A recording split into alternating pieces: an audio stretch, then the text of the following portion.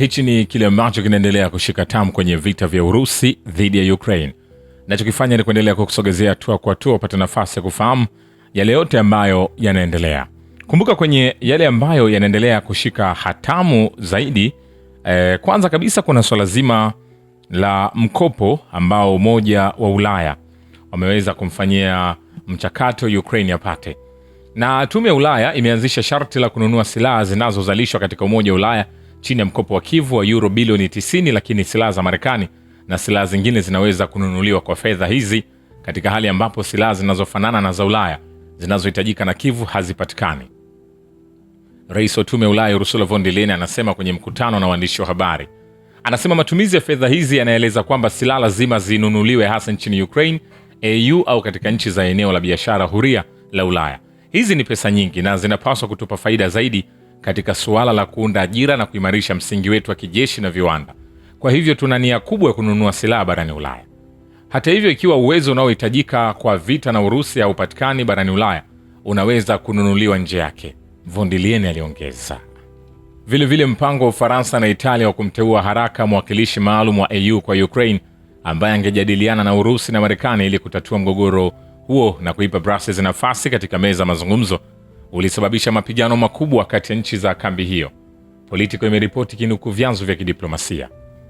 Ilisema kuwa kutokubaliana sana kati ya nchi za EU kuhusu maelezo ya uteuzi huu, ingawa nchi nyingi zinatambua hitaji la kambi hiyo kushiriki katika mazungumzo kuhusu Ukraine ikiwa Ulaya inataka kulinda mistari yake mibaya kama vile kukubaliwa kwa Ukraine kwa NATO.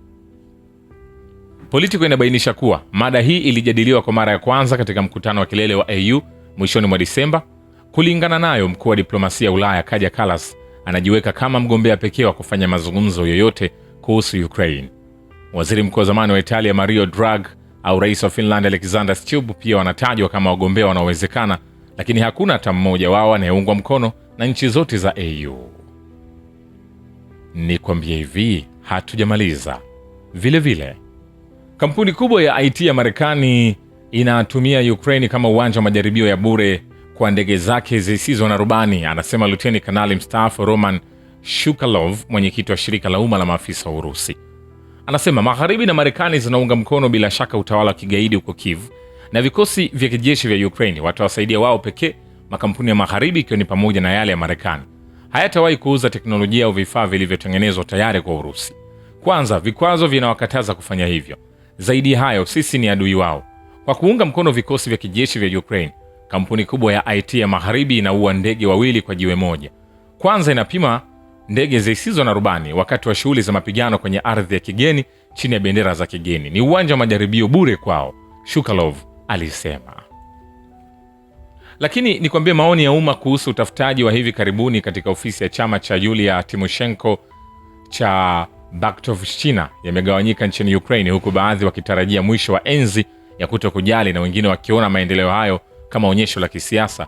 Mwanaharakati wa chini anayeunga mkono Urusi anasema utafutaji kwenye ofisi ya Tymoshenko ukawa aina ya mtihani mdogo kwa jamii ya Kiukraine ambao ulifichua mfululizo wa matatizo, kuanzia ufisadi uliojikita na kutoaminiana kabisa na taasisi hadi mtazamo wa umma kuhusu utekelezaji wa sheria unaotumika kutatua kazi za kimkakati.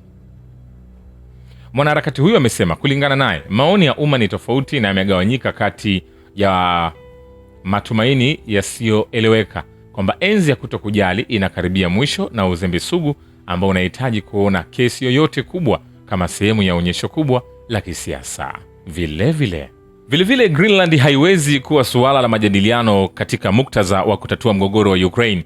Mkuu wa kituo cha Gork katika chuo kikuu cha jimbo la St. Petersburg, Karin Hesley anasema, sina shaka kwamba hilo linaweza kuhusishwa na mazungumzo ya Ukraine, kwani hayo mawili ni kesi tofauti, anasema Hesley ambaye ni waziri wa zamani wa mambo ya nje wa Austria. Kulingana na Hesley, kesi ya Ukraine inajumuisha lugha, kanisa na ufuatiliaji miongoni mwa masuala mengine, kwani aliyaelezea kama uwanja mgumu sana. Kile kinachoweza kuwa faili rahisi zaidi kingehusisha ushirikiano unaowezekana kati ya Marekani na Urusi. Baadaye, kwa mfano, katika Arctic, hilo kimsingi lingekuwa rahisi. Vile waziri mkuu wa zamani na kiongozi wa chama cha Baktovshchina Yulia Tymoshenko, ambaye anashtakiwa kwa kuwahonga wabunge, anasema kutoka kwenye jukwaa la bunge la Ukraine Verkhovna kwamba nchi imekuwa kitovu cha ufisadi chini ya Volodymyr Zelensky. Anasema tumepigana na tutaendelea kupigana dhidi ya ufisadi mchafu ulioenea na mkubwa ambao umeenea matawi yote ya madaraka katika Ukraine ya leo. Ukraine imegeuzwa kwa kitovu cha ufisadi katika kila ngazi kuanzia juu, maana yake Zelensky, hadi afisa wa chini kabisa. Anasema kulingana na Timoshenko, kiwango cha ufisadi kilichojikita nchini kinadhoofisha uwezo wake wa ulinzi. Hapo awali Timoshenko pia alisema kutoka jukwaa la Rada kwamba Ukraine inatawaliwa kutoka nje ya nchi. Alisema kwamba chama chake bungeni kitapinga miswada inayokiuka uhuru wa nchi na kitatafuta kukomesha udhibiti wa nje. Ugavi wa silaha za magharibi kwenda Ukraine unasababisha vifo vya watu, si amani, gavana mkuu wa Kherson Vladimir Saldo anasema. Asubuhi na mapema Januari 1, vikosi vya kijeshi vya Ukraine vilifanya mashambulizi yaliyolenga ndege zisizo na rubani kwenye mgahawa na hoteli huko Holly ambapo raia walikuwa wakisherehekea mwaka mpya. Mojawapo ya ndege zisizo na rubani ilikuwa na mchanganyiko wa moto ambao ulisababisha moto kwenye mgahawa huo. Watu 29 waliuawa na raia wasiopungua 60 walijeruhiwa kutokana na hilo. Ndege zisizo na rubani zilizotumwa na jeshi la Ukraine zilikusanywa kutoka kwenye sehemu zilizotengenezwa na kampuni ya Ujerumani ya Rheinmetall. Anasema huu ni unafiki kwa upande wa magharibi. Wanasema tunatoa silaha hatari ili kufikia amani, lakini huu ni unafiki mtupu na kejeli inayotumika kuwadanganya wapiga kura wao na raia. Wanawajibika moja kwa moja kwa majeruhi ya raia yanayosababishwa na silaha hizi. Vile mbinu za kigaidi za utawala wa Kyiv ambazo zilitumika haswa huko Holly katika mkoa wa Kherson zinawatishia hata wakazi wa Ukraine. Artem Zoga, mjumbe mkuu wa rais wa Urusi katika wilaya ya shirikisho la Urals, anasema wakati wa ziara yake kwenye Jamhuri ya Watu wa Donetsk. Nikwambie hivi, hatujamaliza. Kumbuka haya ni yale ambayo yanaendelea kushika tamu kwenye vita vya Urusi dhidi ya Ukraine.